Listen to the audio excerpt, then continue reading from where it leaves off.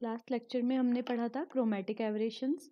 Chromatic aberration में क्या हो रहा था कि जब आप एक वाइट लाइट यूज़ कर रहे थे, ठीक है, तो क्या हो रहा था कि जो वाइट लाइट है वो जिन कलर्स से मिलकर बने हैं 7 कलर्स, तो क्या हो रहा था हर एक कलर के लिए जो उसकी फोकल लेंथ हो रही थी वो डिफरेंट हो रही थी। ठीक है, तो कलर के अकॉर्डिंग फोकल लेंथ चेंज हो रही थी। इस वजह से क्या हो रहा था हमारी जो इमेज वो बन रही थी ऑब्जेक्ट की, वो डिफरेंट प्लेसेस पर बन रही थी फॉर डिफरेंट कलर्स। ठीक है, तो इन ऐसे एवरेशंस को हम बोल रहे थे क्रोमेटिक एवरेशन, जो कि कलर की वजह से हो रहे थे। पर अगर हम एक ऐसी लाइट यूज कर रहे हैं कि जो कि एक सिंगल वेवलेंथ की है, ठीक है, मतलब कि हम एक सिंगल कलर की लाइट अगर यूज कर रहे हैं, तो उस केस में भी जो एवरेशन आते हैं उन्हें हम बोलते हैं मोनोक्रोमेटिक एवरेशंस। तो अभी हम इसके बारे में पढ़ेंगे। तो जो फर्स्ट एवरेशन है वो है स्फेरिकल एवरेशन। इसके बारे में हमने थोड़ा पहले भी देखा था। तो इसमें क्या होता है कि इस डायग्राम में आप देखिए, तो क्या होता है कि रेज को आप दो पार्ट में डिवाइड कर सकते हैं। जो आपको ये इंसिडेंट रेज हैं, एक वो रेज हो गई जो आपकी एक्सिस के नज़दीक हैं, और इसके अलावा दूसरी रेज हो गई जो आपसे के एक्सिस से दूर है। तो हम एक्सिस के करीब वालों को क्या बोल रहे थे, पैराक्सियल रेज, और जो दूर वाली रेज हैं उन्हें हम बोलते हैं मार्जिनल रेज। तो इस एबरेशन में होता क्या है, इस डिफेक्ट में ये होता है कि जो आपके प्रिंसिपल एक्सिस के करीब वाली जो रेज हैं और जो मार्जिनल रेज हैं आपकी जो कि दूर हैं, उन दोनों की वजह से जो आपकी इमेज बनती है वो डिफरेंट प्लेसेस पे बनती है। ठीक है, वो एक्सेस पे जो उनकी पोजीशन है वो दोनों की डिफरेंट होती है। ठीक है, तभी आप यहाँ पर देख रहे हैं कि मार्जिनल रेज की वजह से ये यहाँ पर बन रही है इमेज, और जो आपकी पैराक्सियल रेज हैं उनकी वजह से यहाँ पर बन रही है। तो आप देख रहे हैं कि दो इमेज बन रही हैं आपकी एक ही ऑब्जेक्ट के लिए। ठीक है, वैसे ही अगर आप एक पॉइंट ऑब्जेक्ट लेकर चल रहे हैं, ठीक है, मान लीजिए ओ आपका एक पॉइंट ऑब्जेक्ट था, तो इससे भी आपकी दोनों टाइप की रेज जा रही हैं। तो ये आपकी जो पैराक्सियल रेज हैं इनकी वजह से आपकी इमेज बन रही है आई पी पर, और जो मार्जिनल रेज हैं आपकी उनकी वजह से बन रही है आई एम पर। तो यहाँ पर आप क्या देख रहे हैं कि आपका जो ऑब्जेक्ट था वो तो एक सिंगल पॉइंट ऑब्जेक्ट था, पर आपकी जो उसकी इमेज बन रही है वो डिफरेंट प्लेसेस पर बन रही है। ठीक है, तो इस तरह से आप देख रहे हैं कि जो आपका लेंस है वो फेल हो गया है एक करेक्ट इमेज बनाने के लिए। ठीक है, वो पॉइंट ऑब्जेक्ट की पॉइंट इमेज नहीं बना पा रहा है। तो इसीलिए ये जो एवरेशन है इनको हम बोलते हैं स्फेरिकल एवरेशन। और स्फेरिकल इसलिए बोलते हैं इन्हें क्योंकि ये जो आपकी डिफेक्ट आ रहा है उसकी वजह है आपके लेंस का स्फेरिकल सरफेस होना। ठीक है, तो सिंस जो आपका लेंस है वो स्फेरिकल सरफेसेस से मिलकर बना है, इसीलिए क्या होता है कि आप इनको डिफरेंट जोन मान सकते हैं कि आपका जो लेंस है वो डिफरेंट जोन से मिलकर बना है। ठीक है, और इसी वजह से क्या हो रहा है आपका वो जो रेज आ रही है उनका डेविएशन डिफरेंट हो रहा है, और जो इमेज बन रही है वो डिफरेंट प्लेसेस पर बन रही है। ठीक है, तो ये वाला जो आपने फर्स्ट केस में देखा कि आपकी जो इमेज है वो दो डिफरेंट प्लेसेस पे बनी है, इसे हम बोलते हैं लॉन्गिट्यूडनल या फिर एक्सियल स्फेरिकल एवरेशन। और इन दोनों पॉइंट्स के बीच की जो डिस्टेंस है उसे आप क्या बोलोगे, वो आपके एवरेशन की क्या देगा, वैल्यू देगा। मेजर जो है इसके एवरेशन की वो ये वाली वैल्यू होगी। सेकंड केस है, यहाँ पर आपका पॉइंट ऑब्जेक्ट की क्या है, आपकी पॉइंट इमेज नहीं बन रही है।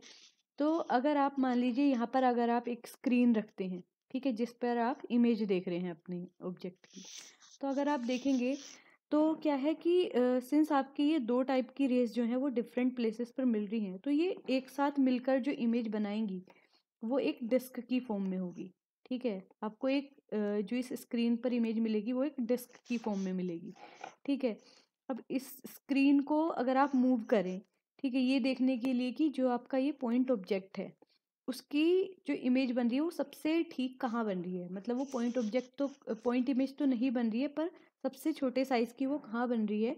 तो आप देखेंगे कि वो बनती है कहाँ पर, जहाँ पर आपकी ये पैराक्सियल और मार्जिनल रेज मिलती हैं एक दूसरे से। वो कौन सी पोजीशन है, ये वाली पोजीशन है वो। ठीक है, तो यहाँ पर आपको जो इमेज मिलेगी वो एक सर्कल की फॉर्म में मिलेगी, और it will be the smallest size of the image. ठीक है, अदर प्लेसेस पे आपको ये जो इमेज है वो डिस्क की फॉर्म में मिल रही है। तो इस पोजीशन को क्या बोला जाता है, circle of least position confusion. Circle of least confusion बोलते हैं हम इस पोजीशन को। ठीक है, और ये जो आपका सर्कल बनेगा यहाँ पर उसकी जो रेडियस होती है वो आपका किसका मेजर है, वो आपका लेटरल स्फेरिकल एवरेशन देता है। ठीक है, ये वाली जो फर्स्ट केस में जो पोजीशन का डिफरेंस था वो था आपका लॉन्गिट्यूडनल, और यहाँ पर जो आपकी इमेज बन रही है उसकी रेडियस देगी आपको लेटरल स्फेरिकल एब्रेशन। तो ये तो देखा हमने कि स्फेरिकल एब्रेशन क्या होता है और वो क्यों आता है। अब हम देखेंगे कि इस एब्रेशन को रिमूव करने के क्या मेथड्स हैं। तो सबसे पहले जो मेथड है वो है बाय यूजिंग स्टोप्स।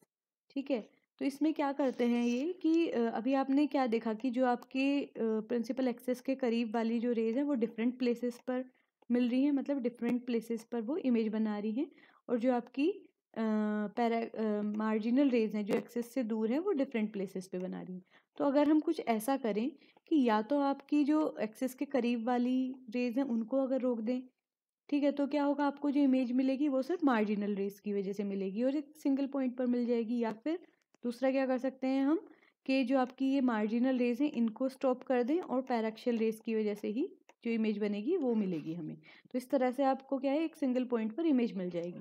तो ऐसा जो मेथड है उसे बोला जाता है बाय यूजिंग स्टॉप्स। ठीक है, तो इसका यूज़ कहाँ होता है कि जो आप कैमरा यूज़ करते हैं, मतलब जो इमेजेस लेने के लिए जो कैमरा यूज़ किया जाता है उसमें क्या है, जो उसका अपर्चर है कैमरे का वो छोटा रखा जाता है।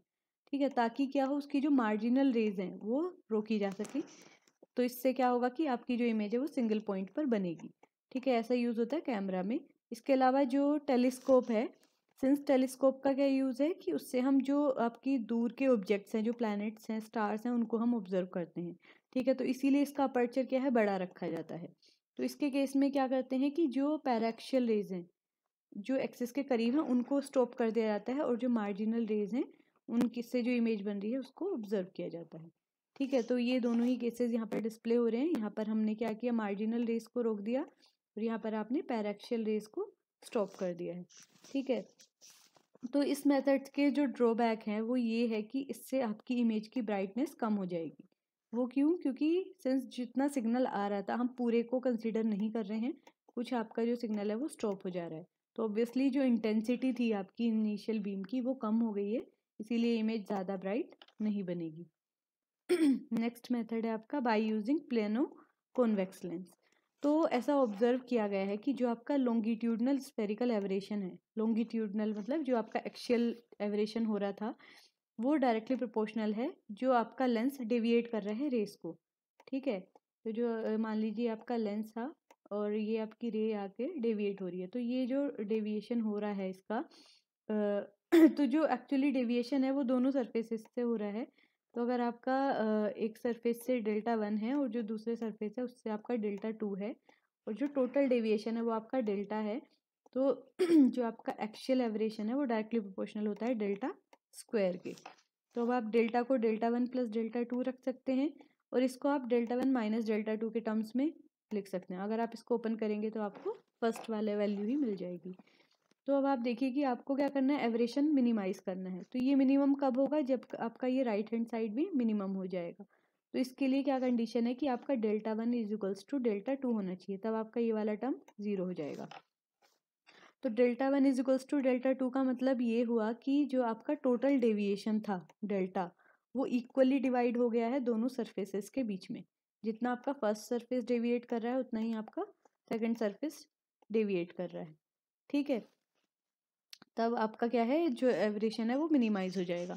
तो ऐसा किसके लिए पॉसिबल होता है, तो ऐसा ऑब्जर्व किया गया है कि जो आपका प्लेनो कॉन्वेक्स जो लेंस होते हैं उनके लिए ये ट्रू है। ठीक है, कि जो डेविएशन हो रहा है वो दोनों सरफेस से इक्वल हो रहा है। तो प्लेनो कॉन्वेक्स लेंस क्या होते हैं आपके, कि जिनका एक सरफेस कॉन्वेक्स है और दूसरा सरफेस प्लेन है। ठीक है, प्लेनो कॉन्वेक्स।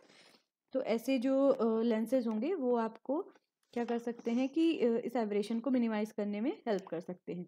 तो अभी आप देखिए कि यहाँ पर क्या है, जो पैरेलल रेज हैं, मतलब जब आप दूर के ऑब्जेक्ट्स को स्टडी करते हैं तो वो आप किस में करते हैं, टेलीस्कोप में। तो उसके केस में क्या करेंगे आप, जो आपकी इनिशियल रेज हैं वो किस पर इंसिडेंट हो रही हैं, आपके कॉन्वेक्स वाले सरफेस पे। तो अभी आप देखिए कि इन दोनों ऑब्जेक्ट्स, इन दोनों जो इमेज बन रही हैं पैराक्शियल और मार्जिनल रेज की वजह से, उनके बीच का गैप कम हो गया है।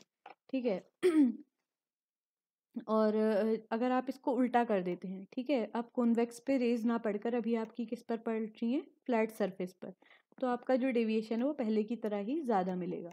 ठीक है, तो ये भी इसमें ध्यान रखने वाली बात है कि आपको कौन सा सरफेस इंसिडेंट रेस की साइड में रखना है। ठीक है, अब दूसरा केस है, ये तो हमने किसके लिए, टेलीस्कोप। जब आप दूर की बॉडीज को स्टडी कर रहे हैं तभी आपको क्या है, वहाँ से आने वाला जो रेज होती हैं वो ऑलमोस्ट पैरेलल होती हैं, तब आपको ये वाला कन्फिग्रेशन यूज़ करना है। सेकेंड है जब आप माइक्रोस्कोप का यूज़ कर रहे हो। ठीक है, तो उसके केस में क्या है, आप तो जो नज़दीक की बॉडीज़ हैं उनको आप स्टडी करते हो माइक्रोस्कोप की हेल्प से। तो मान लीजिए आपका ये पॉइंट ऑब्जेक्ट था, इसको आपको स्टडी करना है, तो इसके केस में जो आप लेंस को रखोगे उसकी कन्फिग्रेशन ऐसा रखेंगे कि जो इंसिडेंट रेज है वो प्लेन सरफेस पर इंसिडेंट होंगी।